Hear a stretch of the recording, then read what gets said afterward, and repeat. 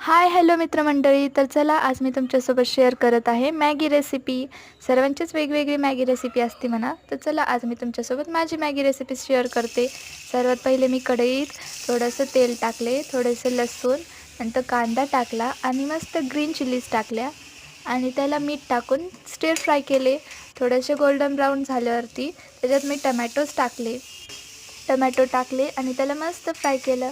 नंतर मी त्याच्यात काही माझे फेवरेट स्पेसिफिक मसाले टाकले, ज्याच्यात हळद आणि रेड चिली पावडर होती, कारण की मला स्पायसी मॅगी खूप आवडते. नंतर मग मॅगी मसाला टाकला, त्याला फ्राय केलं आणि 1 ग्लास पाणी टाकले. एका मॅगीसाठी 1च ग्लास पाणी, कारण की मला सुकी मॅगी आवडते.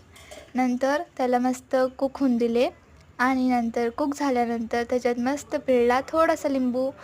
लिंबूने खूप छान फ्लेवर येतो. आणि नंतर फ्रेश लीव्ज ऑफ कॉरिएंडर टाकले आणि नंतर मॅगी डिवाईड केली. तर माझ्या भावाला बिलकुल मॅगी आवडत नाही, त्याच्यामुळे त्याला खूप थोडीशी दिली. हा माझा सगळ्यात मोठा फायदा आहे. Thank you for watching and enjoy.